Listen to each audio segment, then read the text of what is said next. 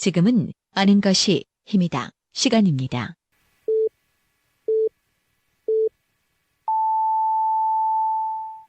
Welcome to the best podcast. Knowledge is power.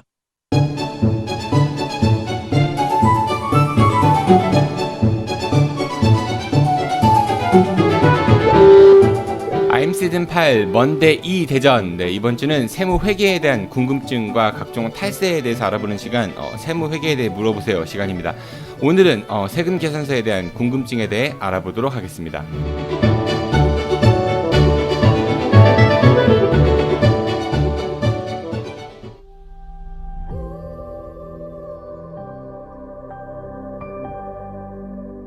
여러분 안녕하세요. 녹색연합 홍보대사 김미화입니다. 여러분 지구를 지키는 방법 뭐라고 생각하세요? 굉장히 어려운 말이죠. 지구를 내가 지킨다? 녹색연합에 여러분들 회원이 돼주시는 방법이 가장 빠른 방법이거든요. 아름다운 지구인으로의 변신, 대전 충남 녹색연합 회원이 돼주십시오. 파이팅! 파이팅! 시민에서 회원으로!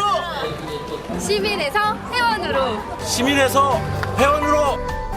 먼데 2 대전 세무 회계편은 여러분들의 참여로 만들어지는 프로그램입니다. 생활하시면서 궁금하셨던 각종 세무 회계 관련 질문 있으신 분들은 저희 아는 것입니다의 카카오 플러스 친구 대화창에 올려주십시오.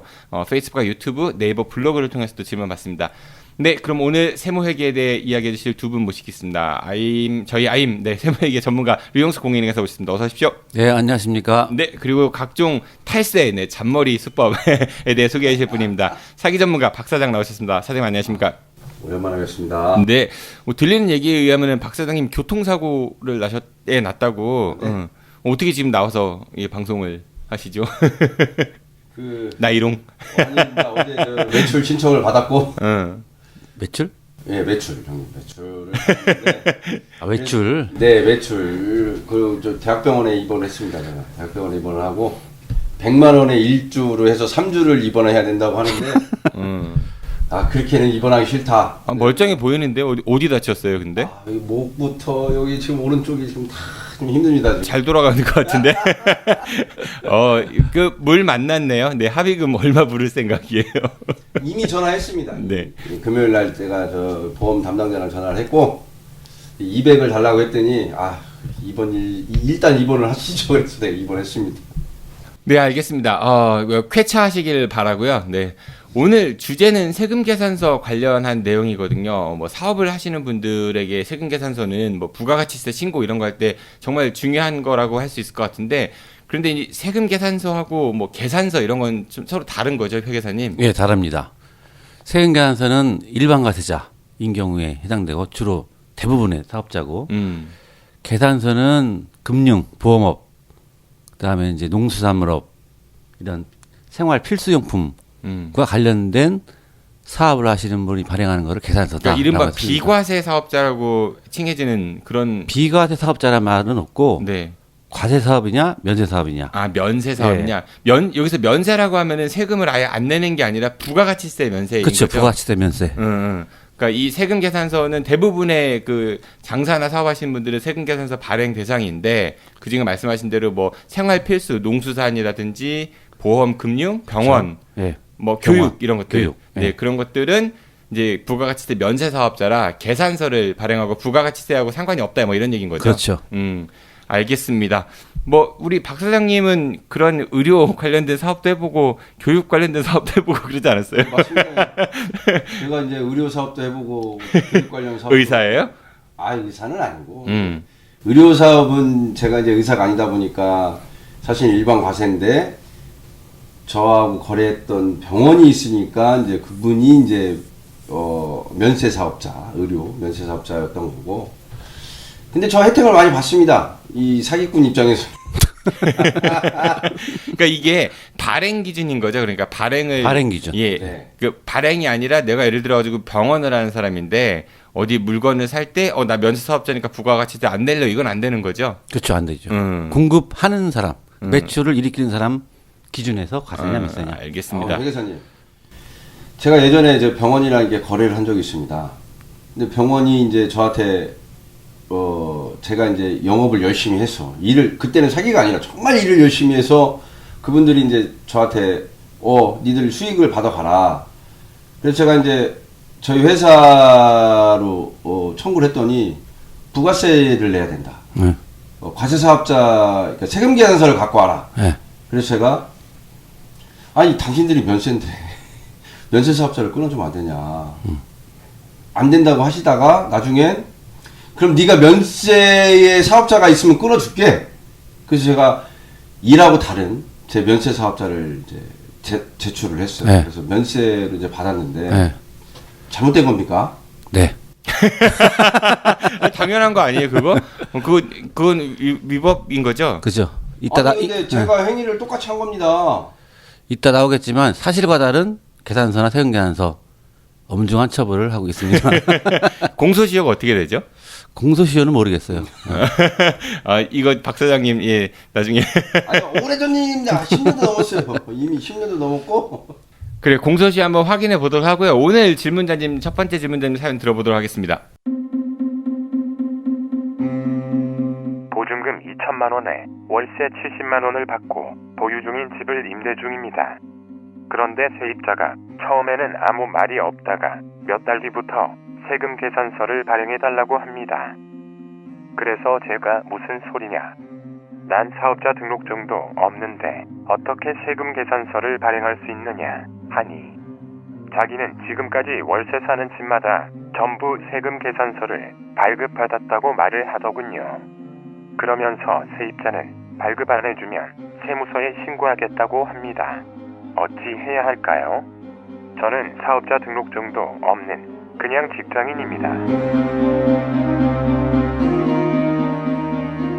네, 사연을 들어봤는데요. 우선은 세입자 입장에서는 내가 집세를 내니까, 그러니까 월세를 내니까 그거에 대한 증빙 때문에 또 부가가치세가 포함이 돼 있으면 환급받기 위해서 세금계산서를 요청하는 건데 이 집주인분은 난 사업자가 임대사업자 등록이 안 됐다는 얘기인 거잖아요. 이런 경우 어떻게 되는 건가요? 네, 이분이 세금계산서를 발행해달라고 하는 목적이 과연 무엇일까요? 세입자가? 네. 그 자기가 일단 세금 환급받으려고 하는 거 아닐까요? 부가세? 아니, 부가가치상금은 사업자인 경우에만 환급받을 수 있지 일반인은 환급되지 않습니다. 그러면 지출 증빙하려고? 지출 증빙하는 것도 이분이 특별히 지출 증빙할 게 사실은 없습니다. 직장인이면은 뭐 예를 들어서 소득 이게 왜 그러냐면 이분이 네. 그걸 요구하는 목적은 단 한 가지밖에 없다고 저는 생각되는데 심심해서 아니 연말정산 때 세액공제 받으려고 소득공제 그렇죠. 이 그 급여 소득자로서 7천만 원 이하가 미만인 근로소득자는 나중에 연말정산할 때 네. 월세에 대해 세액공제를 받습니다. 그래서 그거에 대한 증빙을 하시려고 아마 그걸 발행해달라고 하지 않았나 저는 이렇게 추정이 가는데 이럴 경우에는 기본적으로 그다음에 왜 임대업자는 세금계산서를 발행하지 못할까요? 안 해준다고 했을까요?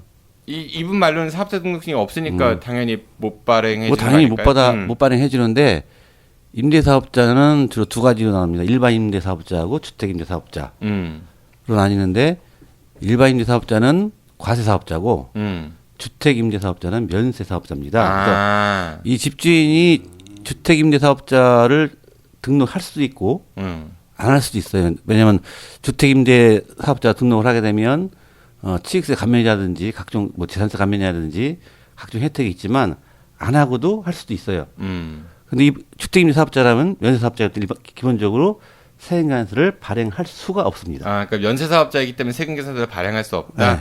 임대사업자는 아까 말씀하신 일반 과세임대사업자, 그렇죠. 네. 그분들은 뭐 상가임대 이런 거 얘기하는 그렇죠. 주로 거죠. 상가임대. 그리고 주택임대사업자는 말 그대로 주택. 네. 그리고 거기는 굳이 할 필요도 그렇죠. 안 해도 된다. 네. 이분도 근로소득세 연말정산 목적이라면 전업 신고할 때 주택 임대차 계약서를 제출했으면 별다른 증빙 없이도 연말에 세액공제가 가능하십니다. 그러니까 세금계산서를 발행 안 받아도 그렇죠. 그 얘기한 임대차 계약서 그거를 제출하면 거기 얼마 낸다고 써 있으니까 그렇죠. 받을 수 있다. 네. 제가 지금 두 분의 얘기를 들어보니까 그 사람은 사기꾼이 많네요. 어떤 사람이요? 세금계산서 발행하려고 하는 임차인이 왜 사기꾼이에요? 몰라서 협박이죠. 협박. 그거 모르는 게 아닙니다. 내가 볼 때는 협박입니다. 그럼 뭘 얻으려고 그래서 집주인이 이렇게 협박해서 뭘 얻으려고 하는데요? 아, 그러면 이제 모르는 이렇게 지금 이제 저도 이제 지금 들은 거지만 그 집주인이 잘 그 세법이나 이런 걸 잘 몰라요. 그러면 내가 법을 어겼지 않나? 제가 지금 나를 공격을 하네? 그러면 뭔가 제가 공격하는 것에 대해서 방어를 해야 되는데 법적인 걸 잘 모르네? 그랬을 경우는 어떻게 하겠습니까? 걔가 뭔가 그럼 이렇게 해서 뭐 예를 들어 2개월 월세 까주시죠. 뭐 이러면 그냥 응하는 거죠. 예. 우리처럼 이게 모르는 소시민들은. 소시민이라고요? 그러니까 박 사장이 보시기에는 이 세입자가 좀 의도가 있어 보인다. 의도가 다분히 있어 보입니다. 내가 지금 이제 그 회계사님 말씀을 들어보니까 제가 이번에 건물 인수한 것도 다 주택 임대인데 네. 그거 몰랐습니다. 그래서 그런데 보면 이렇게 얘기했을 때는 의도가 있는 거죠. 그래서 일반적으로 요즘에 다 1가구 3주택, 1가구 2주택 다요? 소유하시는 다 그렇다고요? 분들이 많죠. 무주택자가 얼마나 많은데 무슨 다는 다 아니고. 일가가 아니 이분 보소. 엊그저께 네. 그 뉴스 보도에 보면 네. 30여 명이 주택을 우리나라에서 한 분당 300여 채를 보유하고 있다라는 뉴스를 한번 보셨을 갭 겁니다. 투자하시는 분들. 그렇겠죠. 그래서 일반적으로 주택을 1주택 또는 2주택 또는 그보다 더 많은 주택을 소유하신 분들이 주로 뭘 하시겠습니까? 임대를 하실 거 아니에요. 그래서 그걸 한번 설명을 드리면 한 개의 주택을 소유하는 사람이 해당 주택을 임대하고 지급받는 소득에 대해서는 월세와 전세 보증금은 과세를 하지 않습니다. 그런데 한 개의 주택을 소유하고 있는 사람이라도 9개 소지하는 주택이라든지 외국 그렇죠. 기준 시가가 9억 원을 초과한 주택을 임대하고 받는 월세에 대해서는 당연히 과세를 하고 있습니다. 그러니까 그게 그 상가 아닌 주택일지라도 그렇죠. 9억이 넘으면은 임대소득으로 그게 이제 이른바 뭐 기준시가, 공시지가, 뭐 공시 가격 이런 그렇죠. 것들인 거죠. 네. 그다음에 2개의 주택을 소유하고 있는 사람이 주택 중 1개 이상을 임대하고 지급받는 월세에 대해서는 임대소득세가 과세됩니다. 근데 3개 이상의 주택을 소유하고 있는 분은 당연히 2개의 주택도 과세되니까 월세 과세되겠죠. 네. 그다음에 전세 보증금만을 받는다 하더라도 3개의 주택을 소유하고 있는 사람은 전세 보증금 곱하기 해당 이율을 곱해서 임대소득으로 과세를 월세가 하고 있습니다. 아니더라도 예. 보증금의 이자율을 곱해가지고. 근데 대부분 분들이 이걸 모르죠. 저도 처음 들었습니다. 모르죠. 그래서 종합소득세가 5월 1일부터 5월 30일까지 신고 기간인데 아마 이걸 모르시고 신고를 안 하신 분들이 있을 거예요. 그러면 그 탈세네요. 나중에 안 했으면. 탈세죠. 근데 모르고 넘어갈 수도 있잖아요. 서로 신고 안 하면은 임차인도 신고 안 하고. 신고 안 하면 모르죠. 응. 그러다가 나중에 청문회 나와가지고 걸려서 내는 경우도 있을 수 있겠네요. 있을 수 있겠죠. 그래서 요즘 임대사업자들이 그 전입신고는 못한다. 그 이유가 다 있는 거예요. 그럴 수 있죠. 계약 조건에서 전입신고하면 안 된다. 이런 게 있어요? 있어요. 내 오피스텔 보유자인데 오피스텔이 저도 처음 알았어요. 이게 주거용이냐 업무용이냐에 따라서 굉장히 크게 오피스텔은 대부분 다 업무용 아니에요, 사실은? 오피스텔은 업무용인데 주거용으로도 사용할 수 주거용은 있는데 신고를 할 수가 있습니다. 100% 전입신고를 해야 됩니다. 그런데 네, 맞습니다. 그런데 업무용으로 분양받은 사람들이 전입신고를 하면 무슨 세금 혜택을 못 받는답니다. 부가치 상급. 그렇습니다. 이제 큰 겁니다. 그래서 계약 조건에 너 전입신고하면 안 돼. 계약을 할 테지만 전입신고하면 안 돼. 이렇게 했는데 그런 사람들이 전입신고를 해. 왜냐하면 전입신고를 하게 되면 오피스텔을 하더라도 주택으로 간주합니다. 그래서 주택으로 간주하면 아까 설명드린 바와 같이 면세이기 때문에 부가치 상급을 못 받고 오피스텔을 상업용 건물이라고 하면 부가치 상급을 받을 수 있습니다. 그런 것 때문에 아마 그런 행위를 하지 않나. 네, 이 질문자님의 사연은 이렇게 정리를 하도록 하죠. 그러면은 우선은 주택으로 이렇게 임대를 주시는 임대인이죠. 그러니까 집주인 입장에서는 사업자 등록을 내실 필요가, 그러니까 임대사업자, 주택 임대사업자 등록을 내실 필요가 없고 만약에 낸다 하더라도 면세이기 때문에 세금계산서를 발행을 해줄 수가 없다. 그렇죠. 라는 거고, 이 세입자분께서는 처음에 계약했던 임대차 계약서를 첨부해서 제출하면은 그거를 연말 소득공제 때 받을 수 있다. 뭐 이렇게 정리하면 되겠네요. 네. 다분히 뭔가 의도가 있습니다.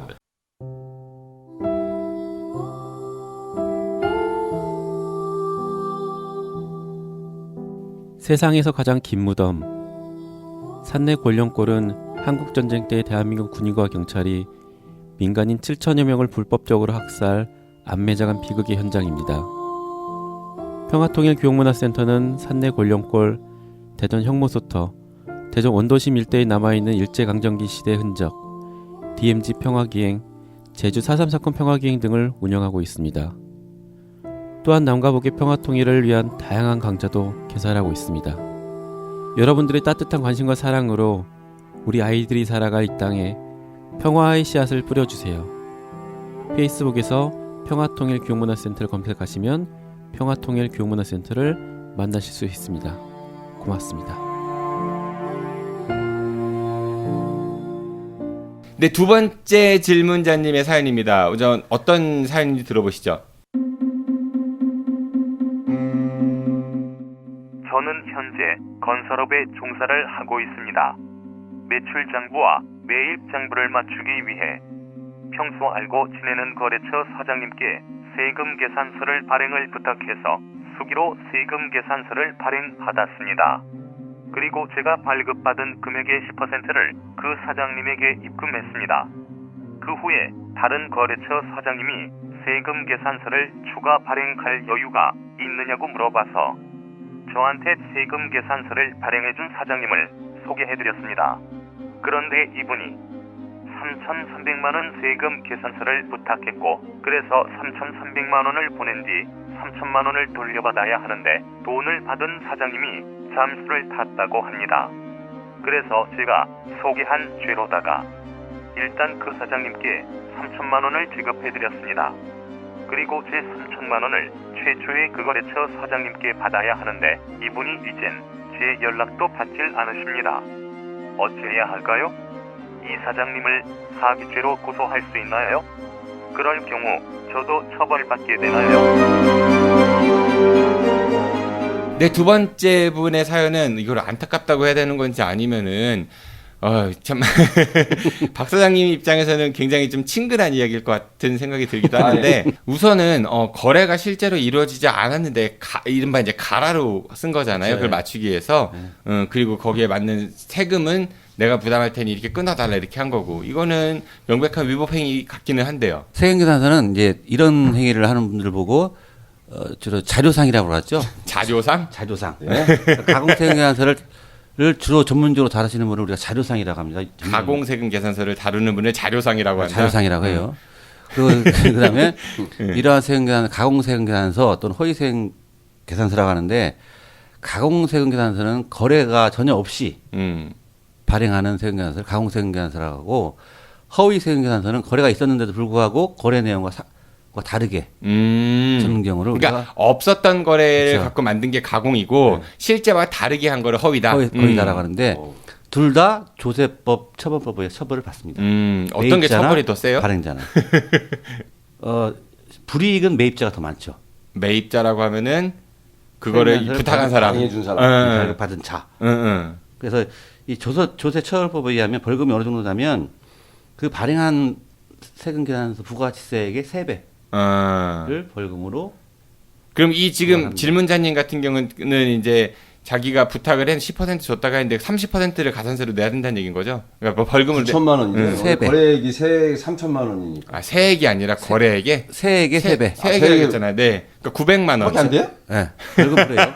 그다음에 이 경우가 큰 경우에는 징역형에 구할 수도 있습니다. 네. 이게 그냥 벌금 및 그 특정 경제 가중처벌법에 의하면 그렇고 세무상 불이익으로는 매입세액이 당연히 불공제됩니다. 받은 사람. 그다음에 가산세가 존재합니다. 그리고 과소신고 가산세 40%가 부과가 됩니다. 그러니까 아까 말한 범칙금 세금의 3배 플러스 그렇죠. 구속될지도 모르고 그다음에 그 세금 처리 받았던 거는 다 취소가 되고 그렇죠. 그리고 가산세로 40%를 문다. 그렇죠. 이분 같은 경우는 매입세 받은 사람이 매입세 불공제 300만 원, 과소신고 가산세 40% 하면 3천만 원에 40%니까 네. 1,200만 원이죠. 네. 거기다 900, 그럼 2,100만 원. 그다음에 또 뭐가 있냐면 비용 불인정. 3천만 원에 대한 비용 불인정. 뭐 그런 세금들이 붙습니다. 그다음에 이게 적발됐을 경우에는 그동안 그 기간에 대한 가산세가 또 붙습니다.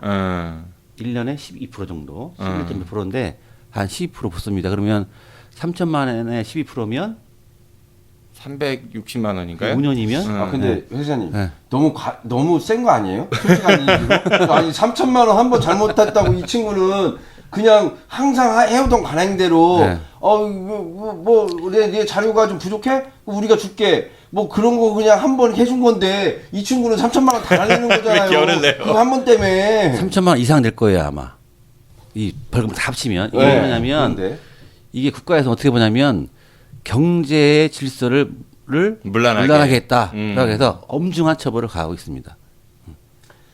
와, 그럼 이걸 이제 예를 들어서 사기꾼처럼 전형적으로 하는 놈들하고 이 친구처럼 이 사연자처럼 단 한 번 소개해 준 사람하고 똑같습니다.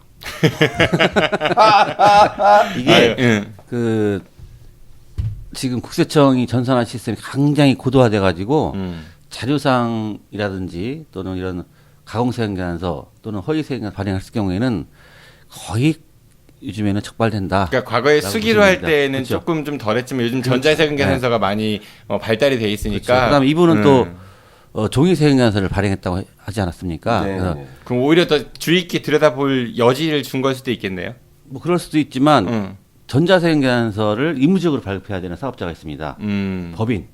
그다음에 개인 사업자로서 연매출이 3억 원 이상인 사람은 종이세금계산서를 발급할 수가 없습니다. 만약에 이를 어기고 종이세금계산서 발급했을 경우에는 1%의 가산세가 또 추가로 우리나라 너무 IT인데. 아니 그러면은 이제 이분을 사기죄로 고소할 일단 질문자님의 사연은 이분을 사기죄로 고소할 수 있어요? 그러니까 3천만 원 받고 잠수 탔다는 거 아니에요? 사기죄죠.